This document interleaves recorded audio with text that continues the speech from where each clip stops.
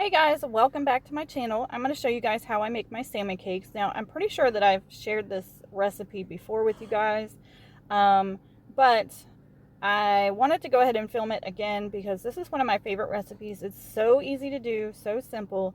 These are the ingredients that you're going to need: vegetable oil, some Old Bay seasoning, a can of salmon, any kind that you like, some peppers and onions. I just used the Great Value blend, and then some panko breadcrumbs and 1 egg.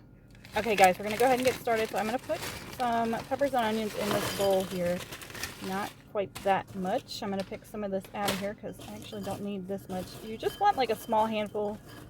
For 1 can of salmon, a small handful is perfect. So that's pretty good. I'm going to pop it in the microwave for just a few seconds just to soften it up a bit so I can chop it up. So, let's see. I'm going to pack this bag up here really quick. Okay, so while that's actually done out of the microwave. So I'm gonna go ahead and open up this can of salmon. This is the kind that I usually use. I just order this on Walmart, but you can use any kind of salmon that you like. You can even use salmon fillets that you might have cooked like the day before if you have leftover. This is a good recipe to use like leftover salmon. As long as you're using it within a day, then it should be fine. I would not leave leftover salmon sit around. And I'm using my trusty old can opener here, and you guys are going to watch me struggle to get this can open. I was going to try to show you guys what it looked like, but anyway, we're just going to go drain this can. Okay guys, this is what it looks like after it's drained. I know it looks so appetizing. I'm going to dump it in this bowl here, and then I'm going to show you guys what it looks like. Yes, so appetizing, I know. So I'm gonna grab a fork here really quick. I'm gonna break it up a little bit so you guys can see what it looks like. The canned salmon usually comes with the skin on, and it usually has bones in it too. Don't worry, the bones are already cooked. Everything is nice and soft, so you don't have to pick anything out of it if you don't want to. I just leave everything in it. So let's get situated here, get this can opener out of the way. I'm gonna break this up a little bit. Okay, so now we're going to chop up our peppers and onions.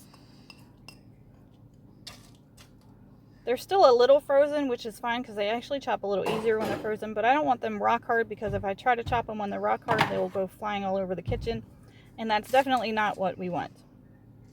So I just kind of pile them up. You want to mince this really small. You want tiny little pieces of peppers and onions. So we're going to chop this up, and I just have this cutting mat that I use. So we're going to speed this up a little bit.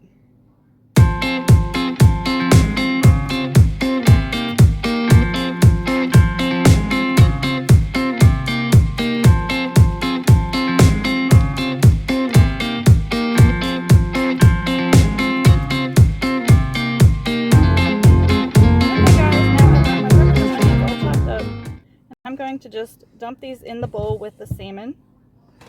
So juice and all. Scrape it all in there. And I'm sorry about my camera not focusing very well at the moment. So I'm going to go ahead and crack this egg and put the egg in there. Sorry about my hand in the way, but this is, without a tripod, this is kind of how I have to do this. I mean, I have a small tripod, but it doesn't work so well. Anyway, so there's my egg in there. I rinse my hands off really quick. And then we're going to add the breadcrumbs in. I don't usually measure these. This is just, you just add in what you feel like you need. I maybe put 1/3 of a cup in there. Let's see if I can situate here. Oh, and so I've got I've got a fairly large frying pan over here on the burner, and I'm going to put it on about medium high, and I'm going to go ahead and add the vegetable oil in here. You want enough vegetable oil to coat the bottom. You don't want it to be too deep, but you want it to be deep enough that it's not going to dry up. There's nothing worse than the pan drying up while you're trying to fry something. Okay, so I've got my peppers and onions in here. Again, I'm sorry, there we go. Focusing is an issue. I'm gonna go ahead and dump the breadcrumbs in here. My egg is already in there too. So I just use these panko breadcrumbs. These are the plain ones. Don't use I mean, you can use the seasoned ones, but I don't know about Italian seasoned breadcrumbs in salmon cakes. So I don't know how well that'll taste. So that's probably about 1/3 of a cup maybe of breadcrumbs in there. I actually did end up going back and adding just a little bit more after I had mixed this up because it was just a little too moist.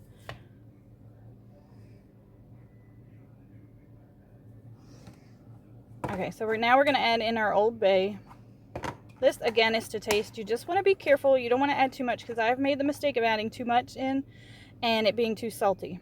So maybe maybe a teaspoon, 2 teaspoons, I don't know, half a tablespoon. It just, you know, I would not go a full tablespoon in this because it is salty. Okay, so you want to mix it with your hands. I know some people don't like to do that, but it's the best way to do it.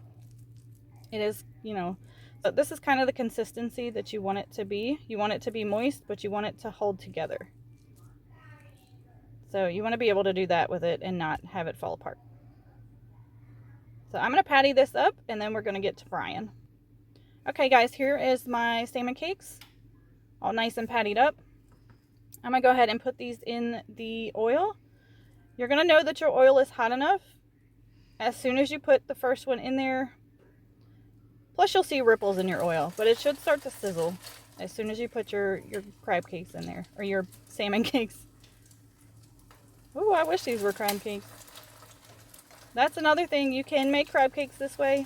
I season them a little differently, but they're very similar. They're just more expensive. So this is the budget-friendly version. We're going to get this last one in here. Try not to crowd your pan. Oops, and splashing hot oil. And be careful because you can get yourself that way. I'll put my plate over here in the sink and rinse my hands off.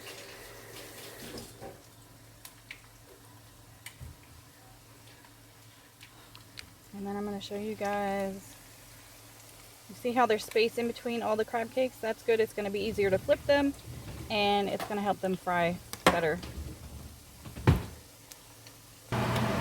Okay guys, so I've got a paper plate, or not a paper plate, I've got a plate with some paper towels on it, ready for when these are ready to come out of the pan, and I'm just going to start flipping. So this is kind of, you guys can laugh at me about flipping these. Sometimes I have a hard time flipping them. But that's perfect, that looks really good. Nice and golden brown.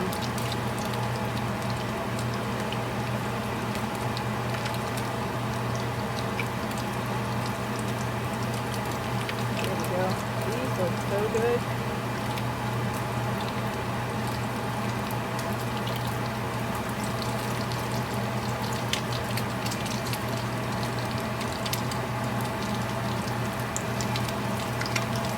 Again, you want to be careful flipping them too because they can burn yourself. So just be careful, they can splash.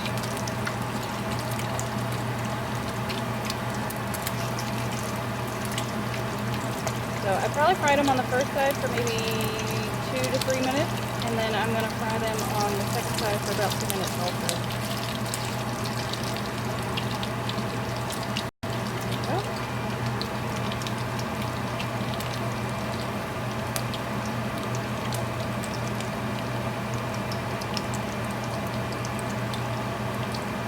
Alright guys, I'm just going to serve these up with this Caesar salad. This is from Walmart. I got the chopped salad. It comes with everything in it that you need. It's got the dressing in it, the cheese, it's got pepper, and croutons. I really like this one. We have this salad all the time. So here's the cheese. It just comes with everything. And I toss it all together. The Caesar dressing is really good too. Here's a packet of pepper. It's nice, chunky, like peppercorns. And I like the croutons because they're crushed, so you don't have those big chunks of crouton to have to bite through. And this is what it looks like, guys, when it's served up. I just served it with the salad on the side. You guys could serve it with anything you like. Sometimes I serve it with rice and asparagus. But that's it, you guys. I hope y'all enjoy this video. Let me know down in the comments if you want to see more recipe videos, and we'll see you next time. Bye, guys.